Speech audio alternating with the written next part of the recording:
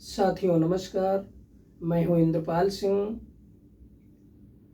आज हम आपके सामने भारत में रहने वाले नागर समाज के लोग हैं, नागर बिरादरी के जो लोग हैं, उनका इतिहास आपके सामने रखने जा रहे हैं।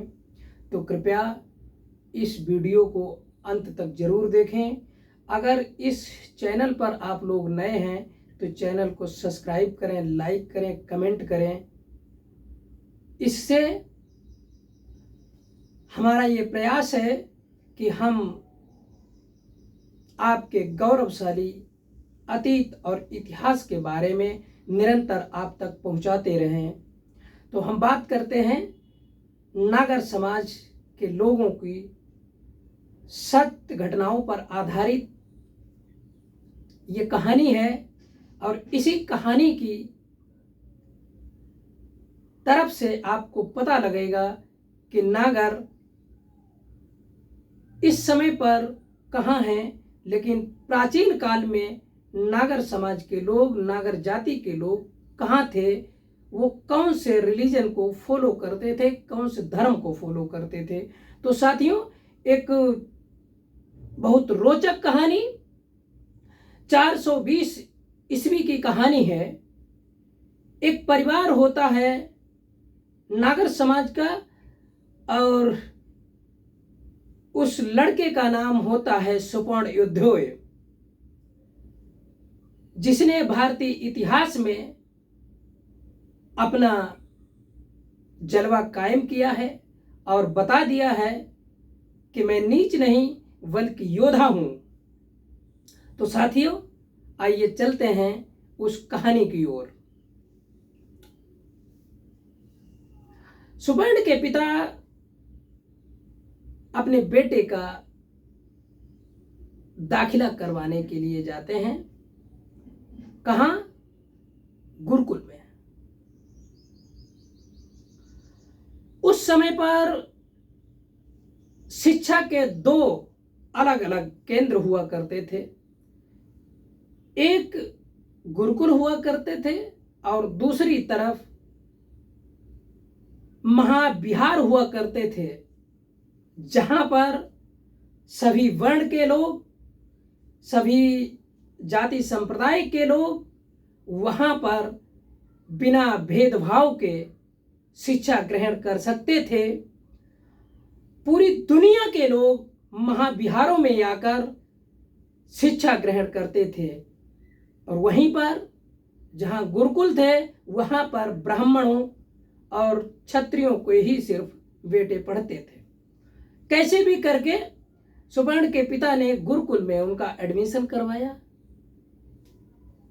और बेटा निरंतर स्कूल जाता रहा। जब गुरुकुल में उन बच्चों को ये पता लगा कि ये नागर समाज का लड़का है और ये नीच है, इसलिए सुपर्ण को अपमानित कहकर एक शब्द बोला करते थे, जुझुआ कहीं का। तुम पढ़ लिख कर हम ब्राह्मणों की बराबरी करोगे, नीच कहीं के। तो भाई ये बात सुपर्ण को बहुत बुरी लगी, क्योंकि सुपर्ण तो बुद्धि में प्रबल बच्चा था, और उनके मन में एक बालक है, उसके मन में तो ये जो जातिवाद का जो जहर है वो तो सोच ही नहीं सकता। वो तो ये सोचता था कि भाई जैसे जैसे बालक हम हैं वैसे अन्य हैं।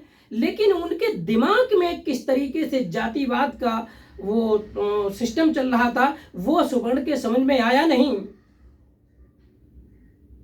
गुस्सा को शांत किया, और छुट्टी होने के बाद में चेहरा पर उदासी है, और जब घर पर गए तब उन्होंने, सुपर्ण की मां ने पूछा एक मीठा सा चुम्बन लेके कि बेटा आज क्या बात है, बहुत उदास लग रहे हो। तो सुपर्ण ने पहले छिपाना चाहा, लेकिन माता और बेटे का जो प्यार होता है वो बहुत गहरा होता है। लेकिन सुपर्ण छुपा नहीं पाए। सुपर्ण बोले, माँ हमारे कुल के बारे में मुझे कुछ बताएं। बोले कि बेटा ये बात तुम क्यों पूछ रहे हो, अभी तुम बालक हो, मेरे कुल के बारे में क्यों पूछ रहे हो, मेरे कुल के बारे में बताओ क्या है। बोले कि क्या बात है। सुपर्ण बोलते हैं, वहां गुरुकुल में, स्कूल में, वहां के जो बच्चे हैं वो मुझे जुझवा कहकर अपमानित करते हैं, नीच कहते हैं, और कहते हैं तुम पढ़ लिख कर हमारी बराबरी करोगे। सच्चाई तो ये थी, सुपर्ण की माँ को अपने कुल के बारे में कुछ जानकारी नहीं थी, इसलिए उन्होंने कुछ बताया नहीं। सुपर्ण के दिलो दिमाग में वही बात गूंजती रही। 2-3 दिनों के बाद में जब किसी दिन अवकाश हुआ, छुट्टी हुई, तो वही सुपर्ण अपने पिताजी के साथ में उंगली पकड़ के खेतों खलिहान की तरफ चल रहे थे।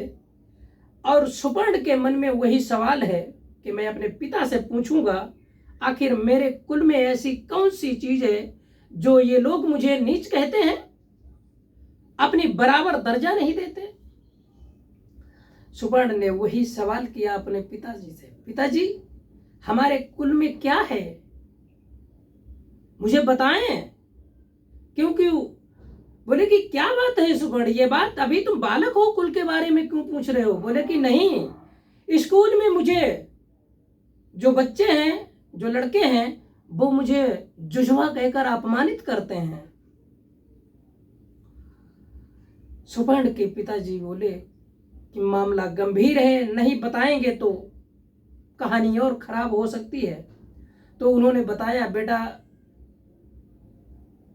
हम इनकी तरह ही लंबे चौड़े गोरे चिट्टे खूबसूरत हैं और बल बुद्धि में भी तेज हैं, लेकिन ब्राह्मण हमको अपनी बराबरी दर्जा नहीं देते हैं, बल्कि हमको नीच समझते हैं। यह परंपरा वर्ण व्यवस्था के आधार पर सदियों से चली आ रही है, इसलिए वो हमको कभी बराबरी का दर्जा नहीं देंगे।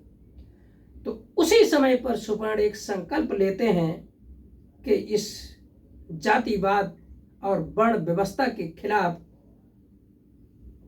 मैं मुहिम चलाऊंगा, और जहां तक मेरा प्रयास रहेगा मैं उसको खत्म करके रहूंगा।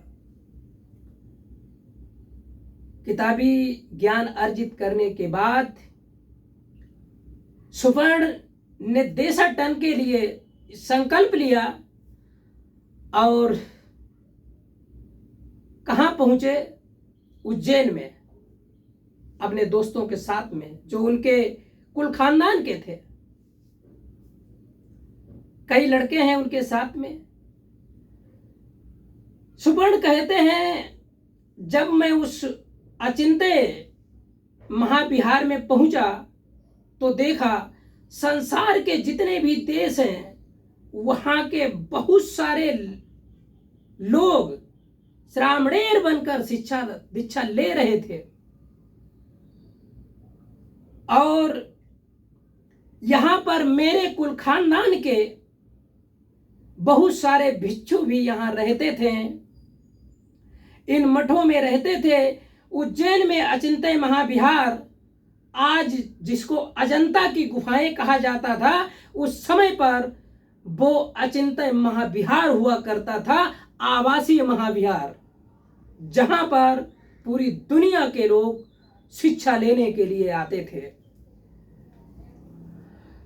सुपर्ण कहते हैं, अजंता विहार नाम का एक बहुत प्रसिद्ध विहार है, जहां संसार के सभी देशों के बौद्ध भिक्षु रहते हैं। मैं वहां गया और बताते हैं कि दिडनांग का नाम हमने अपने गुरु से सुना था। इस दिडनांग द्रविड़ नास्तिक के सामने विष्णु तो क्या 33 करोड़ देवताओं का सिंहासन हिलता था।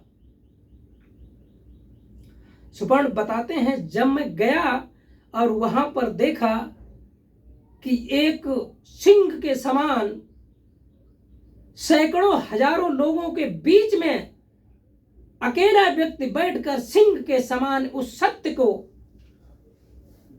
बोल रहा था।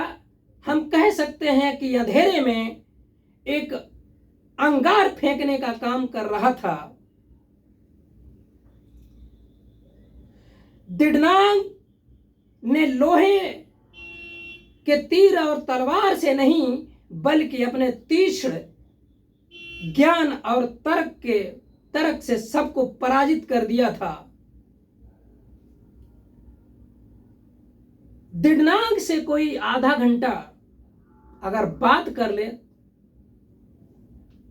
तो ब्राह्मणों का सारा मायाजाल पत्तों की तरह बिखर जाता। मैं 6 महीने अचिंत्य महाविहार में रहा हूं और प्रतिदिन मैं दिडनांग से धड़कते अंगारों की तरह उस सत्य को सुना है जिसने अंधकार को चीरकर प्रकाश ही प्रकाशित किया है। सुपर्ण, मुझे इस बात का गर्व है कि मुझे दिडनांग जैसा गुरु मिला और मैंने वहां पर बहुत सारे विद्वानों को देखा। मेरा यह सौभाग्य है, अगर मुझे एक एक करके विद्वान मिलता तो मैं एक विद्वान के साथ में 1 साल बिताता। लेकिन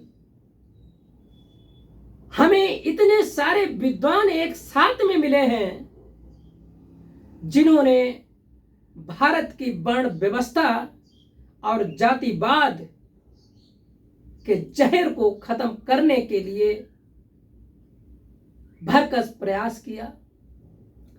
एक दिन दिडनांग सुपर्ण से कहने लगे कि सुपर्ण, अगर हम कुछ कर सकते हैं तो प्रजा के आधार पर ही कर सकते हैं, लेकिन प्रजा दूर दूर तक बहक चुकी है।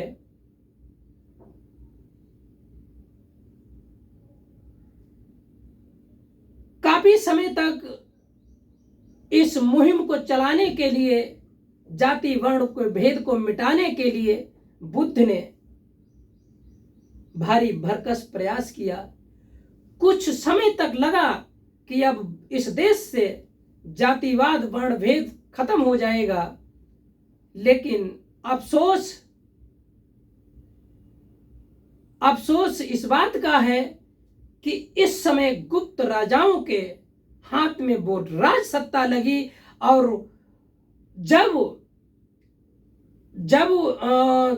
गुप्त राजा यहां पर आए थे तो ब्राह्मणों ने उनको भी नीच कहा था, नीच कहकर अपमानित किया था। लेकिन समय रहते ही जब ये देखा इन्होंने कि अब हमारा वर्चस्व इनके सामने नहीं चलेगा, तो वो उनके संरक्षण में चले गए और उन्होंने गुप्त राजाओं से मिलकर इस समतावादी संस्कृति को कमजोर करने के लिए एक मुहिम चला दी थी। तो हम कह सकते हैं, सुपर्ण ने कहा है कि मेरे पूर्वज सभी बौद्ध थे, बौद्ध हैं। कब की बात है? 420 ईस्वी की। और आज जैसे जैसे समय परिवर्तित होता गया वैसे वैसे लोगों के विचार बदलते गए। पीढ़ी दर पीढ़ी कैसे विचारधाराओं को संग्रहित किया जाएगा, या तो आप अपने ज्ञान को बढ़ाने के लिए, सच्चाई जानने के लिए पुस्तकों को पढ़ें, या तो फिर सर्च करें, नहीं तो हम क्या थे और क्या हो गए। तो साथियों, नागर समाज की सच्चाई इतिहास कैसा लगा आपको, यह कमेंट में बताएं। नमस्कार। जय भारत, जय संविधान, जय लोकतंत्र।